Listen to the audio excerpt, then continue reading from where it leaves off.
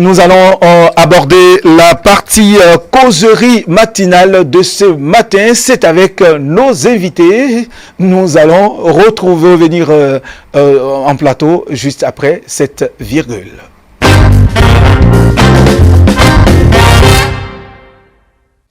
Et nous abordons la rubrique causerie matinale. C'est avec nos invités. Raphaël Zosumbo est sur le plateau avec nous ce matin. Bonjour Raphaël Zosumbo. Bonjour, monsieur Ronsa. Merci d'être là. Stanislas Samoa sera bien évidemment sur le plateau pour cette discussion, causerie matinale. Une fois, merci d'être là. Merci à vous aussi. Okay.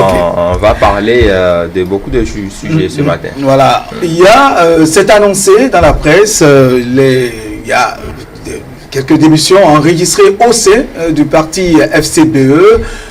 Depuis quelques jours, c'est annoncé. Alors, la question aujourd'hui qu'on se pose est de savoir, est-ce qu'il y a véritablement des missions au sein de ce parti? Monsieur Zosumbo, est-ce que vous croyez à la chose? Et pourquoi une démission? Nous sommes en train de constater à travers les journaux qu'il y a des missions au sein des FCBE. Et nous prenons acte et nous réfléchissons à ce sujet-là. Maintenant, des démissions, les gens sont suffisamment mûrs, ils sont des acteurs politiques, ils savent opérer un choix judicieux, ils savent tirer leur intérêt du jeu, ils savent effectuer un pas dans le sens de leur mouvement politique. Je pense qu'il faut leur concéder le droit d'une démission. Ce qui est, s'il y a démission, qu'ils démissionnent, nous prenons acte et on réfléchit par rapport à ça. Est-ce que l'autre point de la chose, c'est est-ce qu'il y aura un impact sur les élections? Est-ce qu'il y aura un impact sur le mouvement même, le parti FCCBE? Il faut réfléchir par rapport à ça. Je pense que le système partisan a réglé beaucoup de choses dans ce sens-là. Déjà. Et je prends...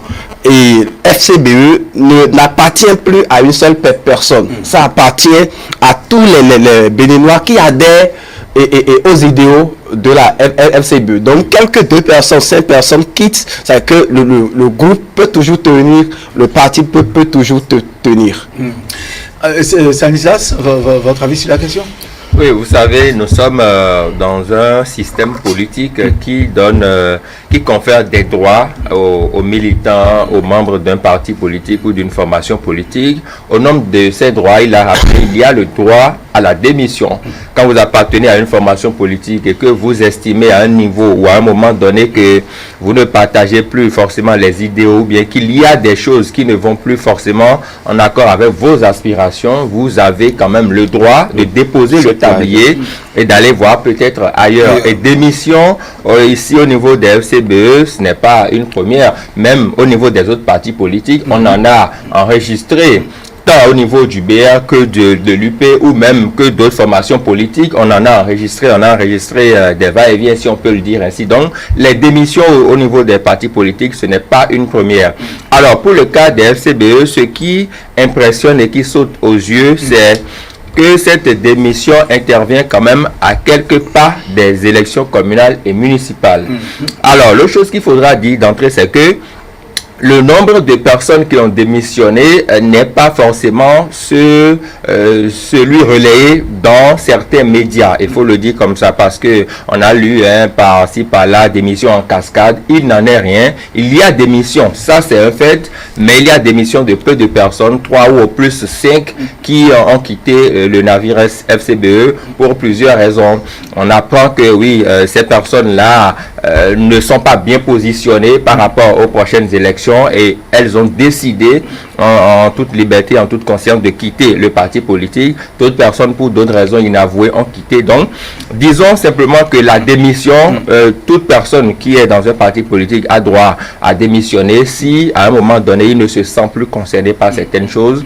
Donc, on ne doit pas être alarmiste sur le fait. Maintenant, quant à l'impact que cela pourrait avoir sur la formation politique, on peut en discuter. Oui, mais là on débouche sur cette question. Est-ce que cette démission peut ébranler, c'est-à-dire peut affecter le parti, surtout qu'on est à quelques jours, à quelques semaines des élections communales Raphaël? C'est un fait, il ne faut pas le négliger.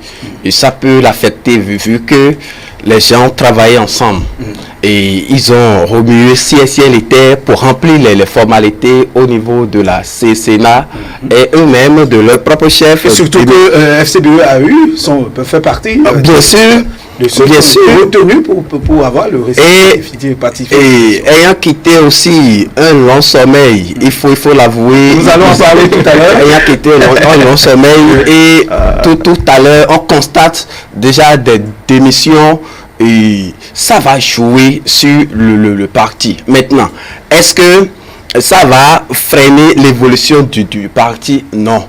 Non, parce que le parti n'appartient plus à quelques personnes. Je reviens là-dessus. Mais dire que ça va jouer sur le parti, c'est discutable. Il y a des leaders. C'est vraiment discutable parce que moi je ne partage pas forcément son avis parce que vous savez, quand on est dans une formation politique, comme l'FCBE, c'est assez structuré. Ne nous leurrons pas. Les forces pour un Bénin émergent. Surtout avec les nouveaux tests. Exactement. Ils sont très très bien organisés, bien structurés. Et aujourd'hui, ces démissions-là qu'on a enregistrées ne peuvent pas, à mon avis, ébranler la solidité de cette formation politique qui puise, vous avez rappelé de ça tout à l'heure, ils ont déjà leur récépissé définitif, donc ils vont compétir pour les prochaines élections municipales et communales. Et ces personnes qui sont parties ne sont positionnées en rien au niveau de l'échiquier national pour aller au charbon. Ça veut dire que leur départ ne peut pas ébranler le système. Maintenant, l'autre chose, c'est que quand ils vont partir, quel discours ils pourront tenir maintenant au niveau des militants, parce que c'est de ça qu'il s'agit. Nous avons coutume ici au Bénin, quand on quitte un navire ou bien quand on quitte un endroit, on a tout fait de jeter le pomme sur cet endroit-là. Voilà, ceux qui sont là-bas, ils sont ouverts. Voilà, c'est une formation politique de ci et de ça. Ne leur faites pas confiance. Donc, tout dépendra du discours que ces démissionnaires-là vont tenir sur le champ politique pendant les prochaines campagnes. C'est à cela qu'on va s'attendre. Sinon, en gros, cela ne peut pas ébranler la solidité, la sérénité des responsables de ces partis. Vous savez que les FCBE, dernièrement, leur actualité n'a pas, au-delà du récépissé définitif qu'ils ont pu obtenir, leur actualité n'a pas été forcément des meilleures, avec les tiraillements à l'interne, les soubresauts internes. Nous allons en parler sur ce plan. Voilà, donc, si les FCBE ont pu surmonter tout ça et avoir le récépissé définitif, ça veut dire qu'ils sont sur le droit chemin, c'est à saluer. Malgré tout, ils savent se mettre au-dessus de la mêlée, et puis, bon, on verra la suite. Alors, si vous le permettez, nous allons faire un tour très rapidement à la régie pour suivre cet entretien, en tout cas cette interview des responsables, de quelques responsables du parti FCBE. Le député Garba Yaya a réagi par rapport à cette présumée démission de quelques candidats. Nous allons le suivre. La FCBE n'a pas connu de démission. Les gens parlent d'une centaine de gens qui sont partis, mais je vais vous dire, il y a 5 qui ont déposé leur démission et 3 seulement sont candidats. C'est-à-dire qu'ils ne sont pas contents de leur position et ils sont partis. Si c'est le cas, si tout le monde devait être tête de liste, qui va occuper le reste des places? Comment allons-nous combler les 3630 postes? Le parti, ce n'est pas l'individu. Le parti, c'est l'intérêt général. Quelle que soit la position, vous devez rester et faire le combat. Tous ceux qui ont pris cette décision sur le coup de l'émotion, ils n'ont pas bien choisi. Eh bien, vous devez savoir que nous avons des gens capables de faire le travail, mais qui n'ont même pas levé leur doigt pour dire qu'ils seront candidats. Ils vont faire le travail pour les autres. Pourquoi eux, ils ne peuvent pas attendre? Si tout le monde doit partir parce que sa position au niveau de la liste n'est pas bonne, eh bien, qui va travailler pour l'autre? Moi, je crois qu'il faut cesser d'être individualiste. Il faut regarder le parti. C'est l'intérêt général qui prime. Et à ceux-là, je dis qu'il n'est pas encore trop tard. Ils peuvent faire demi-tour pour faire la lutte. Ils n'ont pas de parents de l'autre côté. Il n'y a plus d'opposition à part nous. En ce moment-là, s'ils sont fiers d'être des résistants, s'ils sont fiers d'être de l'opposition, il n'y a que notre maison, il n'y a que la même famille qui nous revienne pour qu'on travaille ensemble. Voilà, nous venons de l'écouter, le député Garba Yaya a été clair, ils ne sont que 5. Certains l'ont annoncé des centaines, non, ils ne sont que 5. Et les raisons évoquées sont là. Ils ne sont pas contents de leur position sur intérêt personnel. Voilà. Intérêt personnel. Et c'est comme ça que les partis ont évolué depuis des lustres au Bénin. Moi, je salue vivement l'intelligence de notre président de la République qui a su innover cela au Bénin. Très bien. Le système par partisan, où il n'y a plus les mêmes personnes qui créent leur société, leur entreprise et gèrent avec leur père, leurs amis. C'est une cause nationale et c'est une cause de défense des valeurs de la nation.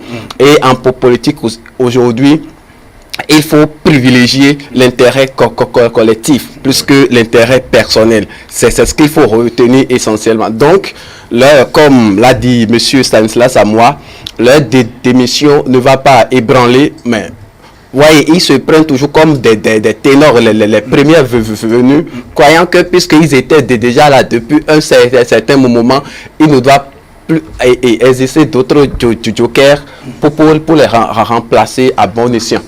Voilà ce qu'il faut retenir. Alors, le député Garba Yaya a été clair. Il faut cesser d'être individualiste. Alors, si tout le monde doit chercher à occuper la première place pour le positionnement, qui fera le travail? Parce que c'est un ensemble. Le positionnement. Il fait partie du titulaire, des suppléants, jusqu'à un certain nombre. Et tout le monde veut occuper la première place. Est-ce que là, le problème de militantisme, de conviction des éléments, des partisans ne se pose pas là? Oui, moi je continue toujours de croire sincèrement que la réforme du système partisan, beaucoup de politiciens béninois n'ont pas encore compris les réalités de cette réforme. Ils l'ont peut-être appelé de leur vœu, estimant que oui, il faut qu'on réforme le système partisan, il faut qu'on revoie les choses. Mais ils étaient très loin de s'imaginer le contenu se retourner contre eux-mêmes. Voilà, ils étaient loin de s'imaginer qu'ils seraient les premières personnes à être frappées par le contenu de ces réformes. Quand vous êtes dans une formation politique comme les Forces Corées pour un Bénin émergent et qu'il y a réforme du système partisan et qu'on vous dise et qu'il y a des positionnements, on sait que même nous sommes 3 en plateau aujourd'hui. Quand on veut faire une classification, tout le monde ne peut pas occuper la première place. Il faut un premier, un deuxième et un troisième. Et si vous êtes dans une formation politique qui se respecte, qu'on vous met peut-être à une troisième place, que vous n'êtes pas d'accord, discutez-en avec les responsables du parti et continuez votre militantisme. Parce que la vie politique ne s'arrête pas qu'au communal de mai 2020. Après ceci, il y a beaucoup d'enjeux qui arrivent. Et c'est cela qui me réconforte dans les propos de Garba Yaya quand il parle d'individualisme. Parce que certaines personnes estiment que, à part aujourd'hui, eh bien c'est fini. Quand ils ne sont pas bien positionnés, ils ne pourront plus avoir accès après. Mais non, quand vous continuez par militer, il y a la présidentielle qui arrive, il y a d'autres élections qui arriveront après 2021. Donc, prenez votre mal en patience. Et donc, quand des personnalités politiques agissent comme ça, ça montre à quel point ils ne sont pas soucieux, ou bien elles ne sont pas, ces personnalités-là, soucieuses de l'avenir du parti. Ça montre à quel point on n'est pas prêt à continuer le militantisme, parce que le militantisme, c'est parfois de faire le combat pour le groupe au détriment de ses intérêts personnels. Et ceux-là qui sont partis ne sont pas prêts à faire le combat du groupe, c'est dommage. Alors, il faut surtout saluer l'endurance donc de ceux qui sont aujourd'hui responsables de ce parti. Je vais nommer l'ancien ministre Paul Rompert, l'ancien ministre Théophile Yarou, sans oublier Théophile Garba, Idrissou, l'ancien député, et tout ce monde qui ont travaillé, qui ont tenu dur, qui ont supporté les soubresauts, cette tempête qui a soufflé, qui a failli basculer ce parti de l'autre côté. Aujourd'hui, Dieu merci, ils ont tenu bon, ils ont tenu longtemps, M. Raphaël Josumbo. Oui, aujourd'hui, une valeur cardinale du système partisan, je vais toujours faire allusion à ça là, c'est le mérite, la capacité de défendre l'intérêt national, où et l'intérêt personnel sera banni. toi-même, tu vas te voir éjecté par le système lui-même.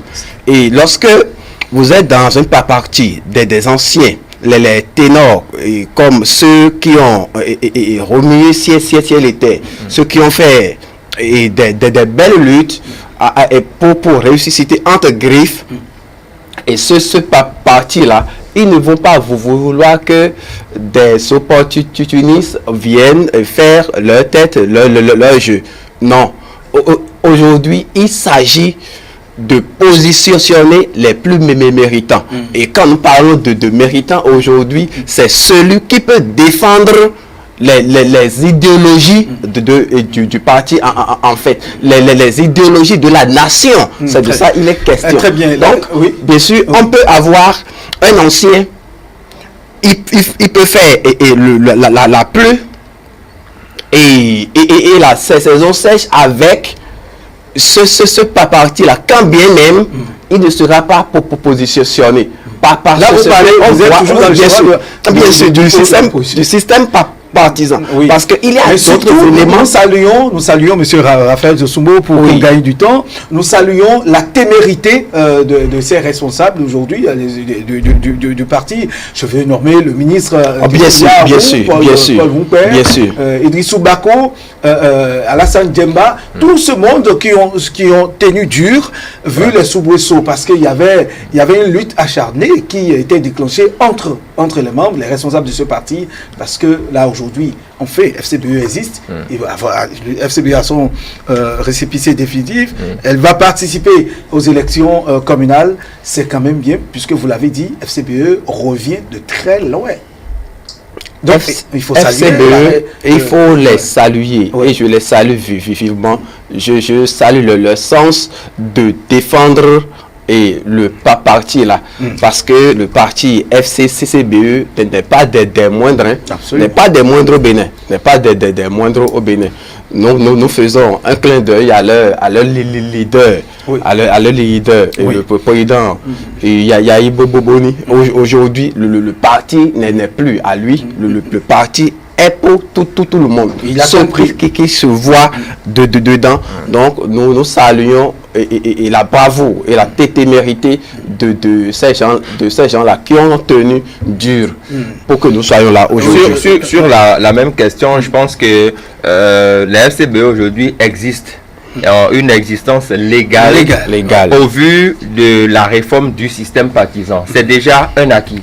La FCBE, un acquis qui doit profiter à tout le monde, même ceux qui à un moment donné ont voulu déstabiliser le parti. Le parti, c'est ça. Et vous l'avez si bien rappelé, le parti est en train de résister à des soubresauts internes qui ne disent pas leur nom. Vous voyez, depuis le dialogue national auquel a participé une partie du groupe déjà, il y avait déjà des velléités de départ, de scission du groupe, mais ils ont su tenir, ils ont su colmater les brèches jusqu'à maintenant la participation. Et vous voyez tous les tambours souterrains auxquels on a eu à assister à la veille du positionnement, même pour les listes, la constitution des dossiers pour les communales, c'était pas une mince affaire. Ça avait été tiré de tous les côtés. Ça prouve que c'est un parti qui vit parce que vous savez, les soubresauts témoignent de ce que le parti est vivant aussi. Quand un parti est vivant, quand un groupe de personnes sont ensemble, il y a toujours des velléités, on peut se dire des vérités, mais après tout, il faut voir l'intérêt général du parti. Donc je pense que ils ont su gravir tout cela. L'important aujourd'hui, c'est que ils ont le récépissé définitif. Il faut se battre maintenant sur le terrain pour montrer à la face du monde qu'ils savent se mettre au-dessus de la mêlée. C'est de ça qu'il s'agit. Parce que les partisans les attendent. Les partisans les attendent, les militants les attendent. Et c'est à ces résultats-là que les militants sauront que oui, vous avez su braver les difficultés. Parce que si les campagnes commencent et que chacun va de son côté, commence par salir l'autre, au lieu de prêcher pour tout le groupe, il y aura encore des difficultés. Donc l'essentiel aujourd'hui, c'est que oui, ils ont bravé les difficultés, mais c'est maintenant que le plus dur commence pour les forces corées pour un Bénin émergent. Pareil pour les autres formations politiques. Théophile Yarou, Gaba Yaya disait quelque chose. Il disait que ceux qui sont partis peuvent encore revenir parce qu'il n'y a pas mieux ailleurs, qu'ils sont la seule force politique de l'opposition. Donc, s'il le dit comme ça, il sait peut-être de quoi il parle. Et on verra si les FCBE sont véritablement la seule force de l'opposition.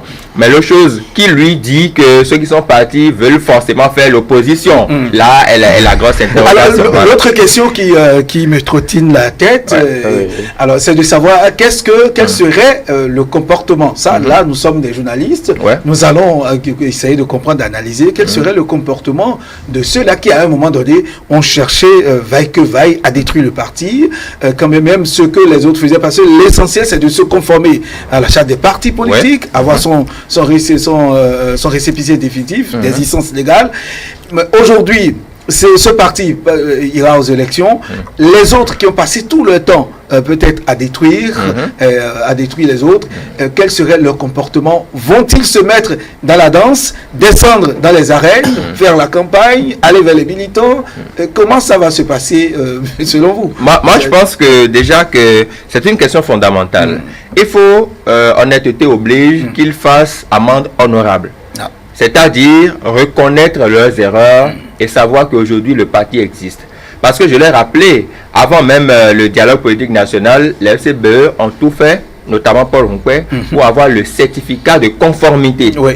Et beaucoup n'étaient pas d'accord en ce moment. On se disait que bon, il y avait des deals avec le régime en place, tout ça. Mais c'est ce certificat de conformité qui leur permet d'être là où ils sont aujourd'hui. Si c'est cela que leur courage, leur témérité est à saluer. Oui. La détermination de tout ce monde. C'est ça.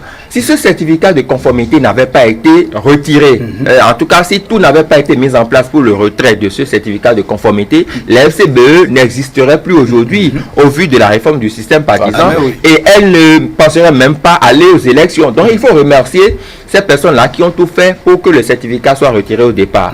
Maintenant, si vous n'y avez pas cru au départ, faites amende honorable. Demandez aux responsables du parti, vraiment excusez-nous, on n'y avait pas cru, mais maintenant, nous sommes au charbon, on va tout faire pour aller aux élections. Et maintenant, travailler de façon sincère, parce qu'une chose est de s'excuser, mais autre chose est peut-être de faire les coups bas dans les coulisses pour dénigrer les gens. Donc, l'heure est à la remobilisation de la troupe, l'heure est à la sincérité. Il faut se battre ensemble pour gagner les élections. Et si les FCBE veulent continuer par demeurer une grosse formation politique de l'opposition, elles doivent tout faire pour nous le démontrer pour ces communales, parce que souvenez-vous, elles étaient absentes lors des dernières législatives. Et il y a la grande question des 10%. Alors, votre avis sur la question, ceux qui ont voulu détruire le parti sont, aujourd'hui, obligés d'être dans la danse. Comment est-ce qu'ils peuvent se comporter? Quelle serait, selon vous, leur attitude? Et je vous en prie, monsieur Roussa, et ce thème ne m'a pas bien plu, le thème des détruits, des destructions ne m'a pas plu. Peut-être que au départ, le geste n'est pas de fait disparaître. Ça, c'est la compréhension. Oui, ça, c'est la compréhension. Oui, vous voyez. Donc, il pose un pas peut-être pour sauvegarder les intérêts du parti. L'intérêt n'est pas forcément de devrer, mais pour défendre les intérêts du parti. Alors il y a des réformes, il y a une charte. Les partis politiques doivent se conformer. Et il y a mais écoutez, chacun a son intérêt en fait. Chacun a son intérêt. Quel est l'intérêt? C'est de ne pas se conformer à la charte des partis politiques. Non, ce n'est pas ça. L'intention et l'acte ne peuvent pas être exactement la même chose. On peut se tromper en acte. Vous voyez, leur intention peut être... Mais qu'est-ce qu'ils reprochaient selon vous? Qu'est-ce qu'ils reprochent? Là, c'est un autre débat que vous ouvrez. Non, je ne voudrais pas verser sur ça. Rouquet, Yaro et autres. Il faut, et monsieur... Là n'est pas la question. En tout cas, nous avons compris. Le parti existe, ils ont leur récépissé définitif, ils ont leur certificat de conformité, ils vont participer aux élections communales. C'est l'essentiel. C'est le plus important. C'est ça, le plus important. Alors, moi, je reviens toujours sur la question. Comment seront-ils ceux qui les avaient combattus? Le retour de l'enfant prodige est accueilli avec merci, là, je suis avec vous. C'est le retour de l'enfant prodige. Il vient prononcer leur mea culpa et ils seront bienvenus. Ils vont travailler, montrer leur force plus que ceux qui étaient là. C'est lorsque, entre-temps, vous étiez déchu et pas miséricorde, vous êtes rétabli, vous avez intérêt à montrer, à manifester votre dignité. Vous voyez, et c'est à cela, il faut leur accorder une brèche et une échappatoire pour les faire revenir à la même maison, en fait. Parce que nous sommes au Bénin, il faut aussi avoir un parti et une opposition digne du nom. Merci. Et là, nous, de toute façon, le calme est revenu dans la maison et le calme est revenu au sein de ce parti FCBE et vivement que ça dure. Vivement que ça dure. Ce qu'il convient en tout cas de faire, ce qu'on retient aujourd'hui, c'est bien sûr les élections, c'est l'enjeu aujourd'hui et les militants les attendent en tout cas dans les arènes. Ils doivent travailler parce que comme ils l'ont dit, le député Garba Yaya l'a dit tout à l'heure, c'est la seule force de l'opposition crédible aujourd'hui. C'est ça, il l'a dit. L'autre chose aussi, c'est que les FCBE ont un gros défi aujourd'hui, c'est que c'est reconquérir l'électorat. Ce n'est pas facile. Parce que quand vous avez été absent aux élections législatives, vous avez du pain sur la planche. Ils doivent tout faire pour reconquérir l'électorat, pour marquer leur place sur l'échiquier politique. Et c'est à cela qu'on les attend aujourd'hui. Et il y a la question du pourcentage. Les 10%, c'est très important. Très important à savoir. Ils ne sont pas des moindres en propos politique. Des gens les attendent. Et je pense que ils vont œuvrer, ils savent, le Bénin, ils maîtrisent le territoire béninois, ils ont agi pendant des années. Aujourd'hui, c'est vrai, ils sont absents les données ont changé, il y a les données ont changé. L'UPR, l'UP, ERD, tous ces l'UDB, tous ces partis. Ils ne sont pas en fait des enfants en politique, ils ont opéré pendant des années. Vous voyez, lorsque la vieille mamite est prête à faire la sauce et elle démontre toujours de quoi elle est capable. Ce n'est pas parce qu'ils étaient absents qu'aujourd'hui ils vont faire piètre figure. Il faudrait que la mouvance en prenne garde. Si vraiment elle montre que, et c'est aussi un défi au mouvancier pour vous dire que vous étiez sur le terrain tout le temps. Qu'est-ce que vous avez pu faire en fait? Est-ce que vous avez montré, vous avez convaincu, au moment où les autres étaient absents, vous avez convaincu que vous étiez quand même les plus méritants. Voyez? Donc, je pense que aujourd'hui, il ne sera pas facile, mais ce n'est pas impossible. Et ils vont tirer leur épingle du jeu. Très bien. Je crois en ce parti-là. Merci. Donc, alors, Stéphane?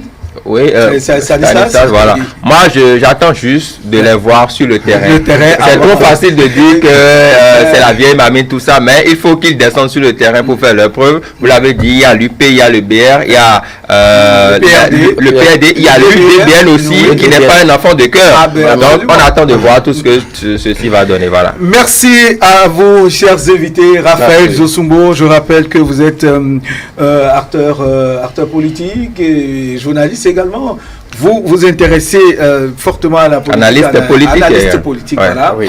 Et vous êtes donc vous étiez de ce débat. Merci de nous avoir tenu compagnie. Merci. Ce fut un plaisir. Merci pour ce plaisir renouvelé, cette invitation. Vous répondez toujours à notre invitation. Stanislas Samoa, nous allons à présent mettre un thème à cette émission. Cette causerie mettra donc un thème à cette émission, Stanislas. Oui, merci beaucoup pour ces échanges en plateau assez enrichissants. Et on va également remercier sur le plateau d'avant notre nutritionniste, M. Patrick Zinvo-Edo, qui nous a donné de très bons conseils à mettre en pratique par tous ceux qui nous suivent. Voilà, c'est ça. Alors, ainsi, prend fin spécial matin de ce jeudi. Très bonne suite des programmes à vous tous. Très bonne journée. Une journée que nous vous souhaitons remplie de joie, de vigueur, de vivacité, d'énergie, parce que nous en avons besoin pour construire ce pays. Merci et très bonne journée à vous.